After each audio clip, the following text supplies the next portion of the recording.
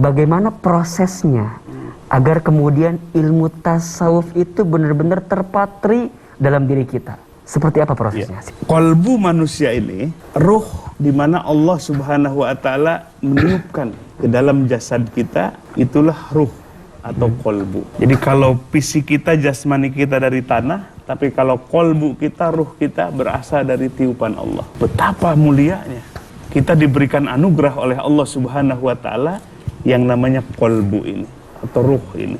Yang pertama, hati itu harus mendapatkan riyadhah namanya. Dalam bahasa Arab, riyadhah itu mengolah. Tapi yang diolah itu bukan fisik. Nah, kalau olahraga kan raga kita yang diolah. Banyak bentuk dan jenis kegiatan olahraga. Apalagi di tempat fitness, kebugaran. Banyak sarananya. Kolbu kita membutuhkan riyadhah. Namanya riyadhah ruhiyah. Riyadhah ruhiyah artinya hati kita harus diolah. Mengolah kolbu, mengolah hati. Pertama, dalam riyadhah itu ada yang disebut dengan tahliyah, pembersihan hati dari seluruh penyakit-penyakit hati. Nah, penyakit hati inilah yang justru banyak orang melupakan dan mengabaikan. Ketika kolbunya diserang oleh penyakit-penyakit hati, nggak sadar. Maka Syekh Ibnu Athaillah As-Sakandari rahimahullah bahwa mengobati penyakit hati itu so'bun, sulit sekali. Bahkan dirinya yang berpenyakit nggak merasa berpenyakit. Bagaimana bisa mengobatinya? Kalau yang bersangkutan nggak sadar bahwa dirinya diserang oleh penyakit hati. Secara singkat, ada penyakit ujub, ada penyakit takabur, ada penyakit riya. Jadi kalau beramal itu ingin cari perhatian orang lain, bukan ingin mencari perhatian Allah.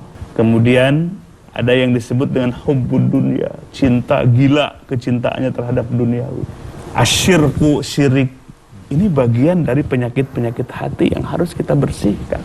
Kemudian kita banyak bermuhasabah, mengevaluasi diri, karena waktu terus bergerak tanpa henti apalagi mundur. Sementara di depan ada hisaban.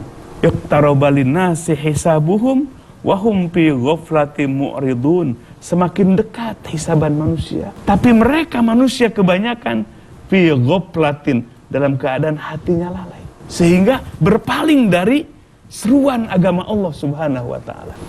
Maka menghisab, muhasabah, introspeksi diri. Lalu yang selanjutnya, hati kita ini harus diolah dengan tilawatul dzikr, tilawatul azkar, membaca zikir-zikir, membaca aurad atau wirid-wirid dari istighfar, kemudian baca kita kalimat tahlil, tasbih, tahmid, takbir, sholawat kepada Rasulullah Sallallahu Alaihi Wasallam. Itu dalam rangka beriyadhah, mengolah hati. Makanya banyak bentuknya, banyak jenisnya.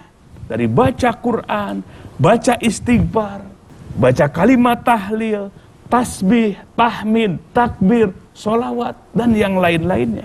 Banyak sekali bentuk-bentuk untuk melatih hati kita.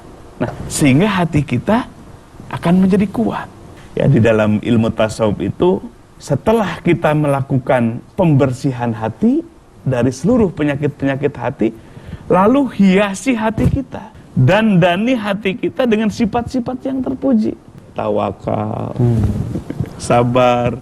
Tawakal, jangan sampai tawakal kita kepada usaha kita. Sebab tawakal itu adalah usaha batin, di mana tawakal kita hanya kepada Allah Subhanahu wa Ta'ala, bukan kepada usaha kita. Usaha adalah bentuk kewajiban yang maksimal, tapi tawakal kita bukan kepada usaha yang kita lakukan. Sebab kalau tawakal kita kepada usaha yang kita lakukan, ketika sukses dia akan sombong, ketika gagal dia akan frustasi. Tapi tawakal kita kepada Allah Subhanahu wa Ta'ala, di balik usaha yang maksimal ada syukur. Kita harus pandai bersyukur kepada Allah.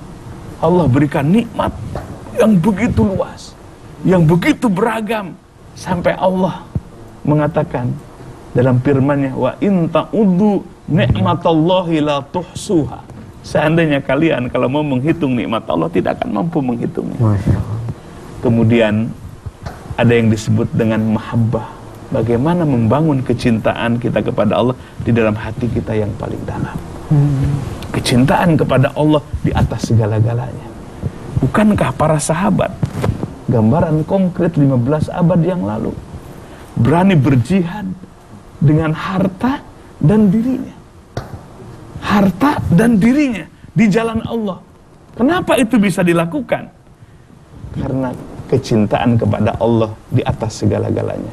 Alladzina amanu asyaddu hubbalillah. Orang yang beriman itu benar-benar dahsyat cintanya kepada Allah Subhanahu wa taala. Jadi kalau cinta kita kepada Allah di atas segala-galanya, dunia ini kecil. Jabatan itu kecil. Apa? Betul. Inilah pentingnya membangun hati yang indah. Hati yang didandani dengan sifat yang terpuji, termasuk mahabbah, kecintaan kepada Allah Subhanahu wa taala. Keluarlah dari hati tersebut menjadi al-akhlaqul karimah. Ucapan dan tindakannya itu mulia. Ibarat ada teko, isinya kopi. Kalau dituangkan ke gelas, yang keluar susu apa kopi? Kopi. Jadi apa yang keluar dari lisan kita, itu gambaran dari hati kita. Apa yang menjadi perilaku dan tindakan kita, itulah gambaran hati kita.